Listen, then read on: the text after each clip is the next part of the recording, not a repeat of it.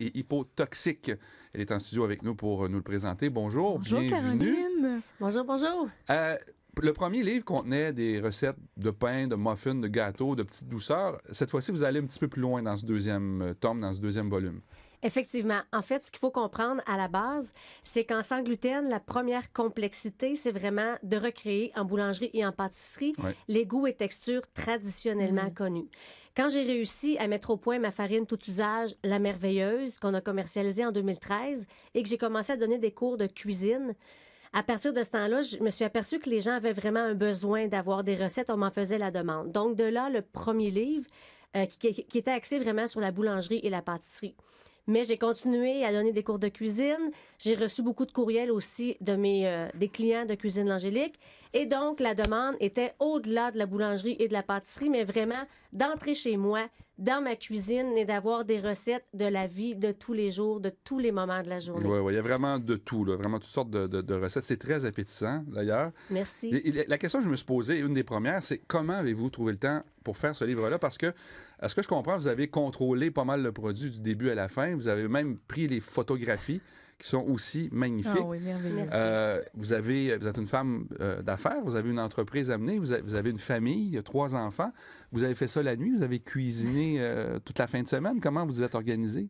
C'est sûr que, en toute honnêteté, j'ai pas dormi beaucoup. Je suis en train de me remettre de ce grand projet-là qui a duré 8 mois.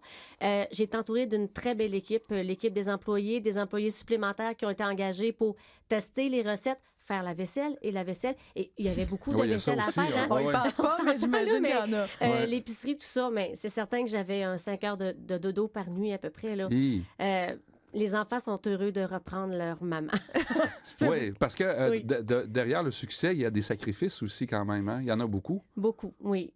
Mais ça prend, je pense, beaucoup de passion pour mener tout ça à terme. Je suis vraiment passionnée, puis je voulais vraiment avoir un livre qui va aider les gens, mais aider tous les gens. Pour moi, c'est un bonus qui soit sans gluten, sans produits laitiers. C'est vraiment de la cuisine de tous les jours, comme ma mère me faisait, comme nos grands-mères. C'est vraiment de A à Z. Hein? Oui, mais quel avantage avons-nous de cuisiner de cette façon-là, sans gluten, si on n'a pas de maladie cœliaque?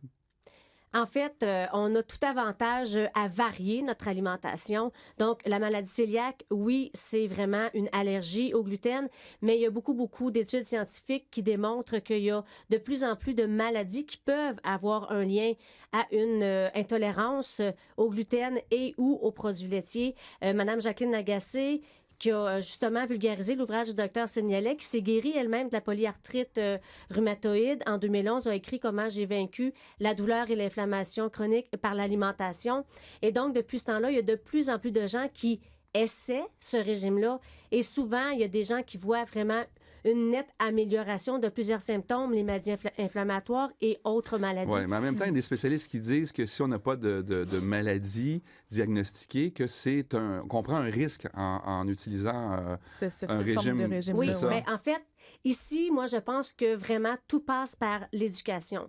Il y a un risque si on choisit les mauvais aliments. Et c'est là que souvent, puis moi je trouve ça dommage, c'est qu'on ne se rend pas au bout du message. Faites attention au sans gluten. Oui, mais faites attention à quoi au sans gluten? Faites attention aux fécules de maïs, aux fécules de pommes de terre, aux farines de riz blanc, à tous les ingrédients qui sont majoritairement utilisés dans l'industrie agroalimentaire qui offrent des produits sans gluten qui sont finalement mauvais pour la santé. Donc, à ce moment-là, oui, c'est pas bien d'aller vers ça parce que, je donne un exemple, là, un pain qui est fait majoritairement de fécules de maïs et fécules de pommes de terre, qui sont des aliments vraiment hautement transformés, index glycémique à 100.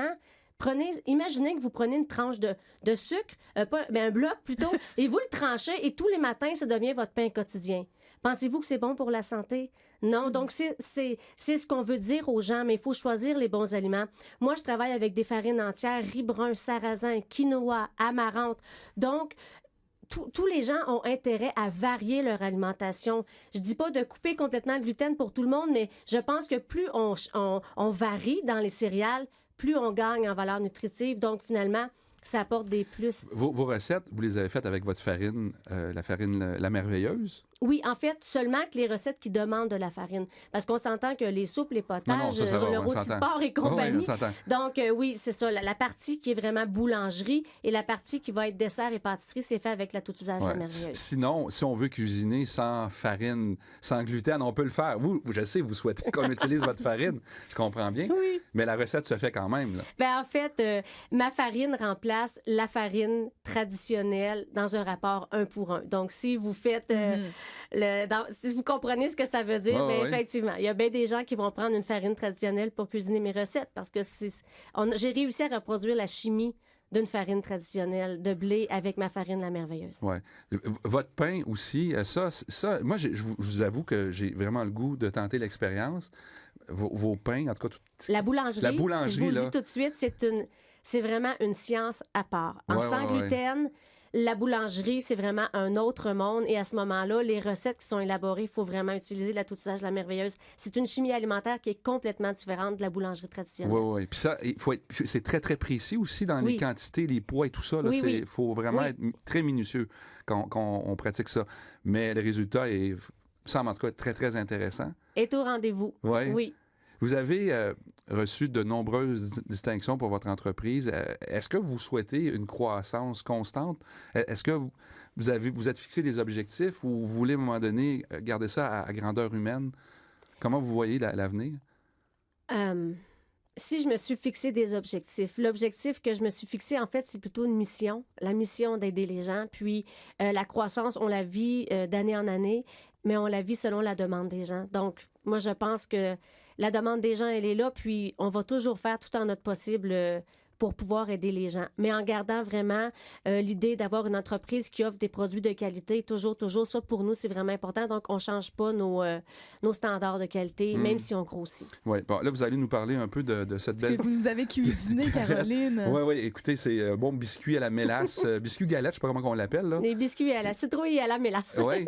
Et avec de la farine aussi? Ça prend de la farine, ça? Ça prend de la farine. Sans gluten?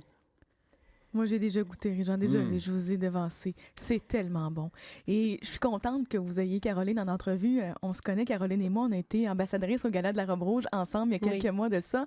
Et j'ai rencontré Caroline au Salon du livre de l'Estrie, donc la semaine passée ou il y a 2 semaines. Et là, elle m'a accroché pour me parler de ce livre-là.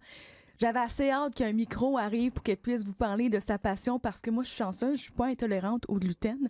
Mais de savoir que quelqu'un de mon entourage a ça et que quelqu'un comme vous, passionné, qui connaît son affaire, qui écrit cette Bible-là, je serai en confiance, les yeux fermés. Je veux juste vous remercier pour ces personnes-là.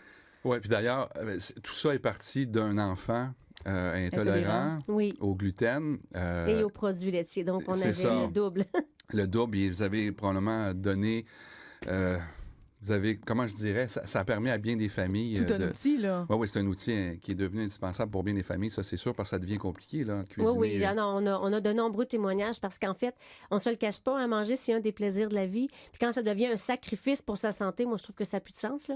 Donc, c'est vraiment après avoir réussi ce que j'ai réussi comme pain, comme pâtisserie, qu'on a démarré l'entreprise pour aider les gens. Puis le livre, c'est vraiment un outil, mais comme je vous disais, je le vois vraiment pour tous, même les jeunes qui partent en appartement. En fait, apprendre à cuisiner avec des ingrédients sains, des ingrédients de base, facilement, aisément. Merci. Très bon, les biscuits. Bon, puis on va cuisiner avec les beaux livres de recettes. Merci d'avoir été avec nous, plaisir. Caroline Roy. Merci, Caroline. Merci beaucoup. C'est un plaisir de vous rencontrer. Merci.